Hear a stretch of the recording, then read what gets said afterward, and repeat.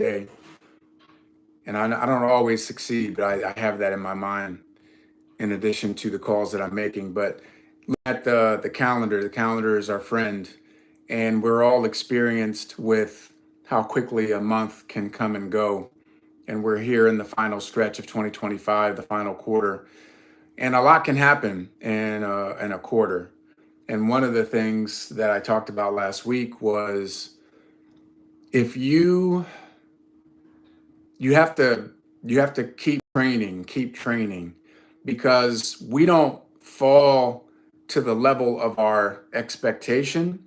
We don't fall to the level of our goals and our targets. We fall to the level of our training. So when things are not happening, when things go wrong, we have a built-in mechanism that responds and reacts. And so you want to train your mind and create behavior patterns that are so consistent and so strong that you do it so often, not to get it right, but you do it so often that you can never. And that's habit patterns. So just getting constantly talking about what it is that we promote, what we do, putting content out on a consistent basis, and going into the micro of your life.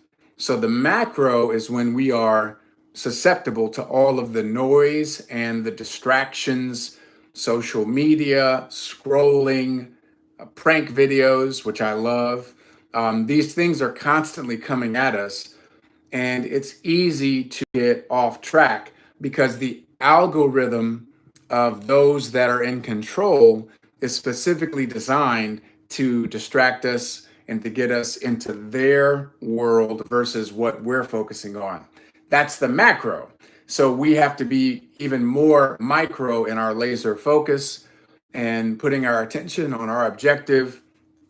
Monica shared previously about one of her groups that is specific to people that are shopping, where she can drip on them with great products or testimonials, and they're sharing as well. Well, that's her controlling what she can control and keeping it micro, and that's more impactful because she's actually doing something about her situation and she's showing other people how to do it. So that's really incumbent upon all of us to really keep that top of mind with every day that we have. So 3 weeks is a very long time. A fourth quarter, so much can change. And whether you're into sports or not, I think everybody here, you've heard about this. Maybe you've actually seen it, where it's the bottom of the eighth inning, and one team is up 8 runs to 1, and people are leaving the stadium.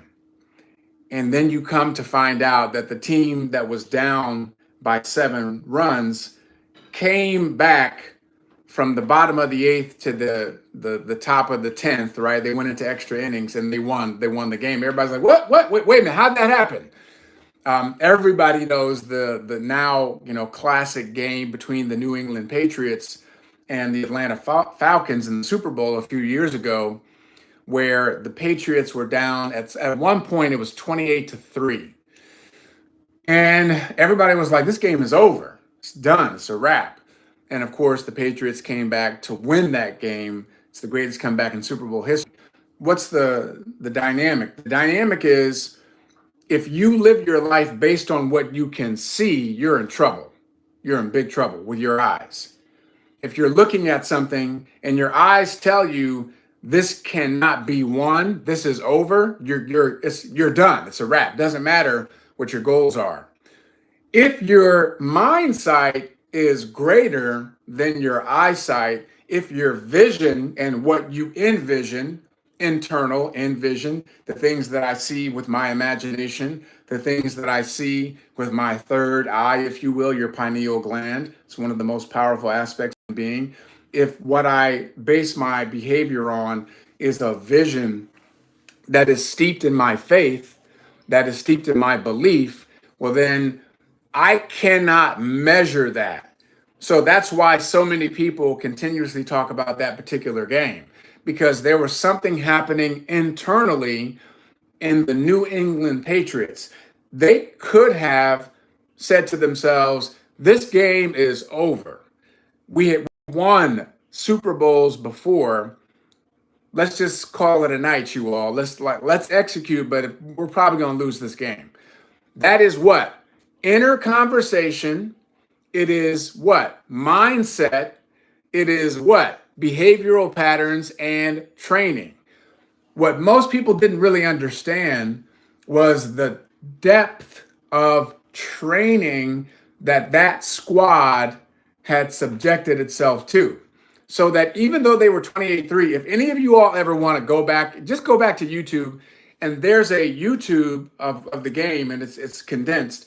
But what they're showing you is what they're talking about on the sideline.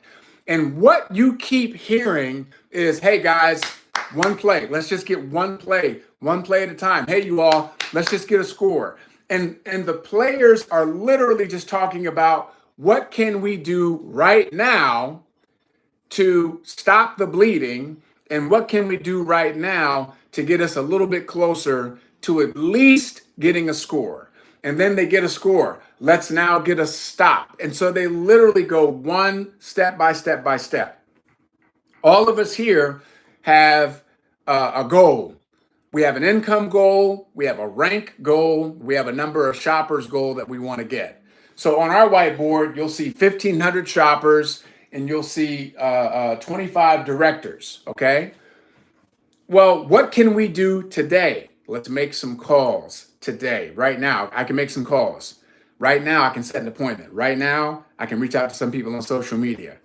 And step by step, we start to make the quote unquote comeback. And one of the most fascinating things was because the Atlanta Falcons had not trained themselves for composure, had not trained themselves on how to run through the tape instead of running to the tape. Meaning they were cocky, you all. If you watch that game, watch the playback. Psychologically, you learn so much as a leader. You don't have to like football to watch the game and appreciate it. They were looking at what they had just done. Oh man, we up 28-3. This game is a wrap. They high-fiving, they celebrating on the sidelines because they fell back to what? Their training. They got comfortable. See, as soon as any of us look at any of our success and we start patting ourselves on the back, it's a wrap. You're done. It's like when you work really hard to get yourself to a certain level of conditioning, right? To get yourself in a certain level of shape. And then you start sweating yourself. You start spending too much time in the mirror. And you're like, man, I ain't going to the gym today. Look, I look good. You're going, give me some of that pie. Let me have some extra ice cream. And before you know it, boom, you fall back to your habit patterns. And so the magic of it is you cannot measure the size of the heart of a champion. You can't look at the internal mechanism. What's happening with the squad and those players on a spiritual level. Their belief and their mindset is what enabled them to come back from a 28-3 deficit and turn that end of third quarter, fourth quarter into another championship. Whereas anybody that was looking at it with their eyes, any reasonable human being looking at that game with their eyes, they would have told you this game is over. It's a wrap. It's done. Like, of course it is. Any logical, reasonable person. Well, this is where all of us have to continuously embrace what is unreasonable. We have to continuously reach for what gives us a nervousness. Like, how the hell are we going to do this? How are we going to get this done? I'm seeking to do something I've never done before. What does that look like? Well, that's why your faith is so important. It's easy to talk about faith, right? We all encounter people that talk about faith. They can quote all kinds of verses from whatever religious book they have a command of. It's very rare to encounter people that are living and walking in that faith. The evidence of things hoped for, the substance of things not seen, because you're going from your vision and you're willing to stake your life on that. to stake your reputation on that. I wrote a quote. It said, "People people that panic are people that don't have vision. They panic because they don't have vision." Meaning, when the stuff hits the fan and all hell is breaking loose in your life, and you're feeling pressure from all these different sides, and nothing seems to be going right. The question is, can you still see where you're going? Can you still hold true to the vision that you've cultivated? And what you all will experience is that a lot of people, when stuff gets difficult, they panic, and they need to go to something that they can see and experience, like right now. So they'll panic and run to find a job. Let me get a paycheck. Let me I got to do something. And I'm not saying don't get a paycheck. I'm saying don't lose your vision. If you all understood and knew, hey, I know for a fact that this time next year, our family is going to be bringing in an extra $12,000 to $15,000 every month, no matter what we do. Like, I know that. If you all really, like, if that was a guarantee and you knew that, your posture would be totally different. Your energy would be totally different. When you're calling people and you're setting appointments, your whole vibe would be different. Well, see, that's no different than you holding steadfast and true to your vision. And what gives you confidence are the actions that you take every single day, because you're moving toward that outcome. That's the power of it. Are we behaving as if? What if we can get this done? What if we can actually impact lives? And then what you have in the backdrop is nothing but support and confirmation, because we are in this business surrounded by stories and real life examples of people who are producing at a very high level, who started the exact same way that we all started. And whether if it's been 2 years in, or 5 years in, or 15 years in, every single one of these people have similar stories and similar outcomes, which is a full-time life where there's peace. When you're aspiring to change your family's future financially, it's really peace that we're seeking. We all know we're always going to have challenges. They're going to come in different shapes and forms.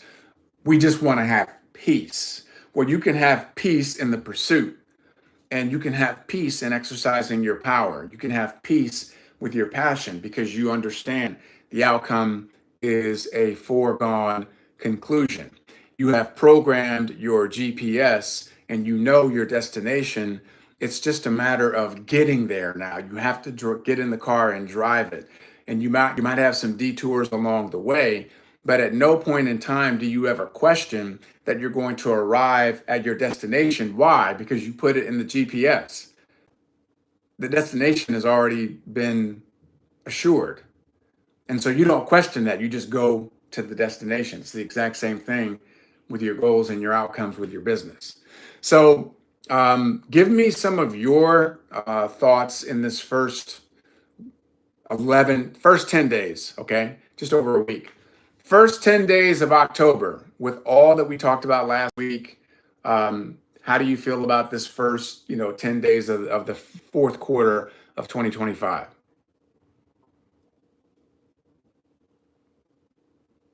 I can go first. Thank you. I feel very positive about the activities that are taking place individually. Our goals for Quest. Although it seems like we are quiet, I think we are all trending in the right direction right now towards those goals. And definitely that it is like like you mentioned, 5 week month. So we get that extra, almost like an extra weeks. Like you were saying, that it allows us to help. Like, for example, in these 10 days, I've been focusing with the shoppers that we currently have and showing them the opportunity of earning that $1,000 direct bonus. So right now, my focus is helping them take advantage of that, because it's a great opportunity, and many of us can benefit for receiving that additional bonus. So that's what we've been focusing. And interesting enough, we're seeing results. Like one of the shoppers that is on my team, she's like on her own doing things that I might, I went to see her recently and she had all her products and she's legitimately, just selling products on her own. And people like it. She's making her own cute. She has a at-home business. She does hair and nails, and Mhm. she's creating these little bundles. And it was amazing to see, like, what the flavor, the water, what are they called? The water flavor and oh man, I know what you're it's talking about too. you know what I'm talking about, Yeah. right? Like I think it's like H2O splash or something. yes, Nadia, Mhm. thank you. So she likes them, and guys, when she has customers, she gets that, puts it into the water, and like squeezes a lemon in it, and that's what she offers her customers. And guess what's generating? People are asking her to order it for her, just because it's like, oh my god, and she's so excited and giddy. And sometimes, and to be honest, I didn't even know that she was coming up with these ideas. So it's like it also kind of said it allowed me